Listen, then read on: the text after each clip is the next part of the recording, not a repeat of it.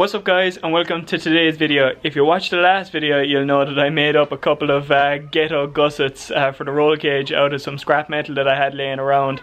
If you haven't watched it, then I'll link it above here. But since then we've been pretty busy, very productive, and a friend of mine, Jim, actually came down and welded those in for us.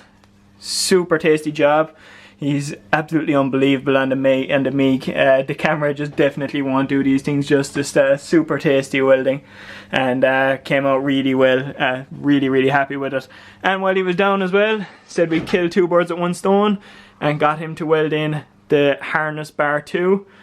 Just perfectly lines up with the back of my seat as well, and to meet regulations, so it's actually pretty much dead on level with where my harnesses will come out. And speaking of harnesses, as I said in the last video, we were expecting a delivery from Ears Motorsport, and we got it, and it came with really nice turn 1 harness, 6-point, upgrading from the 4-point that I had last year, and hands compatible, and of course the plumbed in fire extinguisher.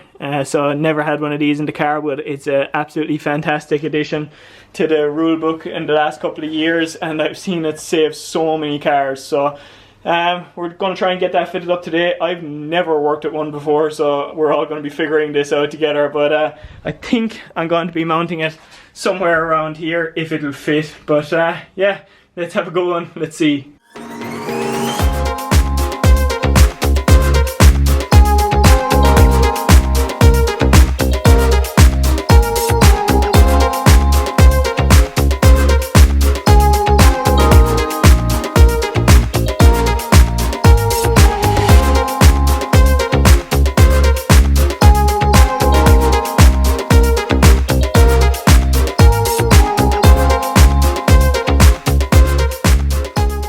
So that's the fire extinguisher mounted up. Really happy with how that actually came out. It's super solid, not going anywhere, and it really fits nicely. Just enough room at the front and the back, especially at the top there where the pull cords have to go. But fortunately, that's the easy part, mounting it all up. Now the hard part is routing all the lines. So as per IDS regulations, you need at least one in the fuel compartment, one in the driver's cockpit, and at least one in the engine bay. But the kit comes with a lot more, so I'm going to do a little bit extra. I think I'm going to do at least one, if not two, in around the fuel cell, really important area. One in the driver's compartment, like the regulations say, and kind of whatever's really left in the engine bay. I'm hoping at least one on the cold side of the engine where the fuel lines go. And hopefully two on the hot side then in around the turbo where it's fairly susceptible to oil leaks and oil fires and stuff like that. But it's easy to talk about it. Let's see how it actually goes. You may also be wondering why there's a big block of wood inside the vise here at the moment, but it was a really good tip that one of my rally buddies gave me for actually installing this plumbed in fire extinguisher, something that I never would have thought of. So a big shout out to Eric Callan on that. But it's actually, you can see that there's a hole here that's just a little bit bigger than the tubing that you need. So you put the tubing in and you pull it along through. So instead of getting absolutely squiggly, terrible looking lines, then it actually straightens it out as you're pulling it. So you actually get nice, tidy, straight looking lines instead. So really nice tip, and hopefully it should make things look a little bit nicer when it's all installed. Progress update. It's not going too bad. This plumbing aluminium piping is a little bit of a pain in the ass to work with, especially when you have to route it around corners and stuff. But it's turning out pretty nice. Obviously everything will be P-clipped and stuff, but I have T-piece coming off the bottle there at the top, one coming out here all the way up towards the driver's footwell. A little bit of a light on it, and one nozzle coming up there, and the other nozzle going back through the firewall. Don't mind here, it's a mess at the moment, and I have one nozzle here pointing at the swirl pot because mine is separated, and I have the fuel tank underneath, so another line going down here, and last line pointed directly at the outlet of the fuel tank, should that ever decide to explode. But yeah, it's not going too bad at the moment. But now the trickiest part starts where I have to route it around the engine bay. So I'm thinking coming up here through the bulkhead, where there's a little hole for vacuum lines and stuff, and then coming along the top of the firewall here, one kind of pointing at the fuel lines here and two over on the hot side then by the turbo, whatever way I'll decide to route it. So that's under the bonnet done. As I said, came up there, just need to put a grommet in it, routed it up on top of this ledge along here. One nozzle here pointing down at the fuel the fuel lines down here. Then come around to this side, one pointing onto the top of the hot side and around the turbo there, and then routed it down around here.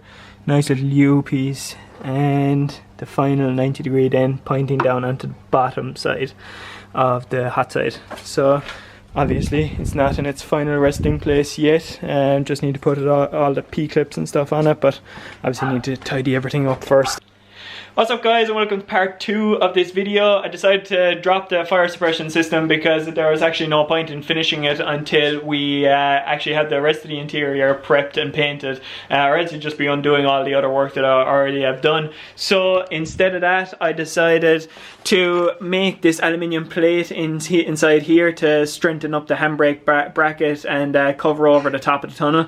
All I'll say is that over the years we've had like 3 different gearboxes in this car, SR20 box, RB box, and now a 350Z box. So you can imagine how hacked up the tunnel is under here. Realistically, probably should cut the tunnel out completely and put a fresh one in, but that's way too much work at the moment. And this does a really good job. It strengthens up the tunnel really well, and it makes a really solid mounting point for the handbrake bracket too. So now that is pretty much finished, it's time to start stripping the interior just a little bit more, take out the fire extinguisher, the battery, and start scuffing things up and cleaning and give it a lick of paint, I think.